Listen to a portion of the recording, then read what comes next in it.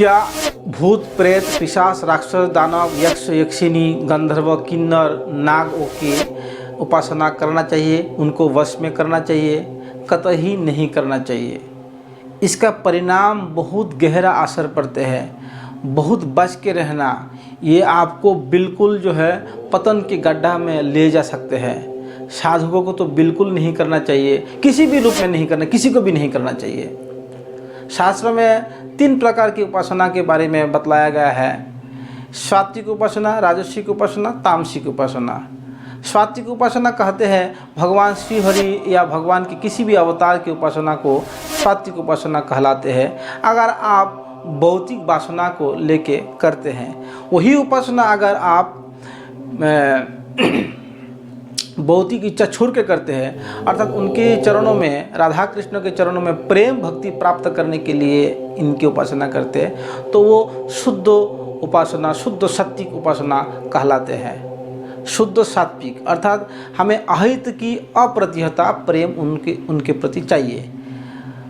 राजसिक उपासना कहते हैं देवताओं की उपासना, जैसे कि इंद्र, चंद्र, वरुण, सूर्य, ब्रह्मा, महेश आदि की उपासना जो है वो राजसिक उपासना। राजसिक उपासना मनुष्य इसीलिए करते हैं ताकि उनसे कुछ भौतिक चीज़ें प्राप्त कर सके, अपनी इंद्रिय तृप्ति के लिए कुछ चीज़ें प्राप्त कर सके, भोग विलास के लिए कुछ चीज़ प्राप्त कर सके, इसीलिए उन देवताओं की उपासना करते हैं, उनको राजसिक उपासना कहते हैं। तामसिक उपासना वही है, भूत प्रेत पिशाच राक्षस यक्ष यक्षिनी डाकिनी शाकिनी की जो उपासना है वो विकराल उपासना होते हैं, ये वाम मार्ग उपासना होता है और ये बहुत ही घातक उपासना होता है। भगवान विष्णु के भक्तों अगर किसी प्रकार गलती करते हैं तो भगवान उसको माफ़ कर देता है, बिल्कुल उसका अपराध को नहीं लेते हैं। और देवताओं की उपासना में अगर किसी प्रकार गलती होते है तो देवता छोटा मोटा उनको थोड़ा बहुत सबक सिखा करके उनको सही मार्ग में लाते हैं। और वही यक्ष यक्षिनी डाकिनी शाकिनी की जो उपासना वो बहुत जल्दी आपके द्वारा प्रभावित हो जाते हैं, मंत्र द्वारा प्रभावित हो जाता है, लेकिन जैसे ही आपसे किसी प्रकार का गलती होते हैं तो वो आपको बहुत कड़ी से कड़ी दंड देता है, सजा देता है, पागल भी बना लेते हैं, प्राण से भी हाथ धो बैठते हैं साधक कभी कभी। तो वो लोग बहुत निर्दय होते हैं और इनके काम है जो साधक को मति भ्रम कर लेना, क्योंकि उनकी साधना बिल्कुल तामसिक साधना है। तो इसीलिए उस प्रकार साधना नहीं करना चाहिए। यक्ष यक्षिनी डाकिनी शाकिनी हमसे बहुत बड़ा ताकत होता है उनको, तो वो लोग चाहते नहीं कि हम उनको अपने वश में करें, लेकिन हम वेद मंत्र के द्वारा किसी विधि के द्वारा जब उनको वश में करने लगते हैं तो वो लोग घबरा जाते हैं कि ये मनुष्य हमें वश में कर रहा है। तो इसीलिए उनको बहुत परीक्षा करते हैं। तो मंत्र के वश में तो हो जाते हैं, लेकिन वो छिद्र देखता है कि अगर किसी प्रकार गलती वो करे तो हम उसको दंडदान करेंगे और हम उसके हाथ से छूट जाएंगे। लेकिन भगवान या जो राजसिक देवता वो ऐसा नहीं करते हैं, उनको सही मार्ग में लाते हैं। खास करके भगवान के भक्तों को भगवान बहुत प्यार से लाते हैं। महाभारत में भी एक कथा है, शांतनु जब गंगा देवी को देखे तो गंगा देवी के रूप में शांतनु जी मोहित होकर उनको शादी कर लिया। गंगा देवी ने भी शर्त रखे कि मेरा कोई भी कार्य में आप नाराज़गी की मत दिखाना या मुझे रोकने का प्रयास नहीं करना। शांतनु उनके रूप में मोहित होकर बात को मान लिया और एक के बाद एक पुत्र जन्म लेते गया और उसको गंगा पानी में बहाते गया। आखिरी जो पुत्र था, अष्टम पुत्र, वो है पितामह भीष्म। जैसा ही पितामह का भीष्म का जन्म हुआ, उसको लेके गंगा जा ही रहे थे पानी में फेंकने के लिए। उस समय शांतनु उनको हाथ पकड़ लिया और कहा कि हे देवी, आप एक के बाद एक संतान ऐसा मारते जा रहा है, आप ऐसा निर्दयी कैसा हो सकते हैं। बस इतना कहते ही बोला कि हे महाराज, आप अपने प्रतिज्ञा तोड़ दिया है, इसीलिए मैं अभी जा रही हूँ। देखिए इस प्रकार वो छिद्र देखता है, कब आप गलतियाँ करें, कब आपने प्रतिज्ञा आप भंग करें, बस उसी समय आपको दंड दे के चले जाएगा।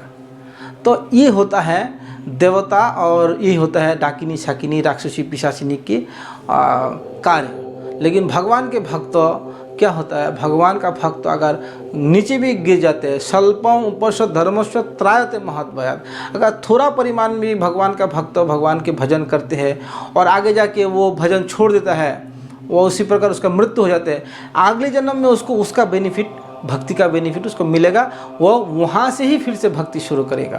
तो ये है कृष्ण भक्ति या नारायण की भक्ति की ऐसा शक्ति है।